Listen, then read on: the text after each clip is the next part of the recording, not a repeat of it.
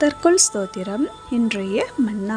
இயேசுவின் சீஷர்கள் 12 பேர். இவர்கள் அனைவரும் பல துன்பங்கள், கஷ்டங்கள், தோல்வியின் மத்தியில் கர்த்தர்க்காக ஊழியம் செய்து இரத்த சாட்சியாக மரித்தார்கள். இதில் நாம் இப்பொழுது யூதாஸை பற்றி பார்ப்போமா? யார் இந்த யூதாஸ்? ஏன் இயேசுக்கு துரோகம் செய்தான்? ஏன் இயேசுவை முத்தத்தால் காட்டி கொடுத்தான்? இவன் கடைசியில் திருந்தினாரா? இல்லை பாவம் மன்னிக்கப்பட்டதா? இல்லை திருந்தாமலேயே மரித்து விட்டாரா? இவைகளை பற்றி ஒரு 2 பாகமாக பார்க்கலாம். முதலாம் பாகம் இன்று பார்ப்போம். இயேசுவிடமிருந்து யூதாஸ் எதுவும் கற்றுக்கொள்ளவில்லை.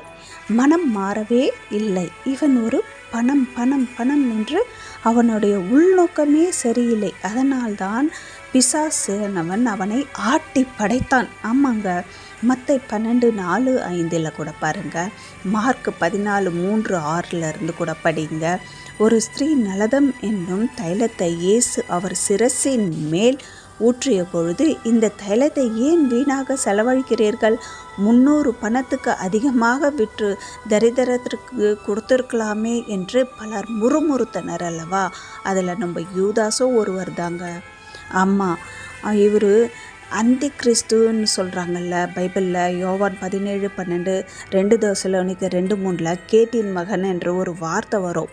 இது இந்த யூதாஸுக்கு கரெக்டாக சரி போகுங்க. யூதாஸை ஏசப்பா என்ன சொல்கிறார் தெரியுமா? திருடன் என்றார். யோவான் 12:6 படிங்க. அதில் கூட நம்ம ஏசப்பா அவரை திருடன் என்று அங்கே நிரூபிக்கப்பட்டுள்ளது. யூதாஸ் ஒரு துரோகின்னு கூட குறுக்கிடப்பட்டுள்ளது. என்னன்னா லூக்கா 6:16 கூட யாக்கோபின் சகோதரனாகிய யூதா துரோகியான யூதாஸ் காரியோத்து என்பவர்களே என்று அங்கே குறிப்பிடப்பட்டுள்ளது.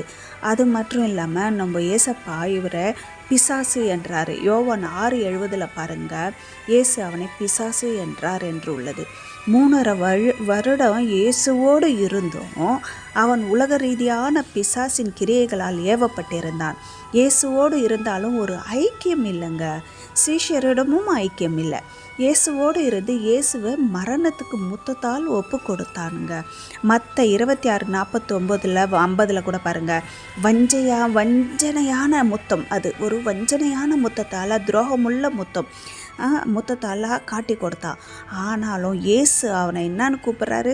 சிநேகிதனே என்றார். ஆமாங்க, கடைசி வேற இயேசு யூதாஸை நேசித்தார். ஆனால் யூதாஸ் நேசிக்கவில்லை. இயேசுவை கைது செய்த நேரத்தில் எல்லா சீஷர்களும் ஓடி போயினாங்க. ஆமாங்க, நாளை 2ஆம் பாகம் பார்ப்போம். ஆமீன்.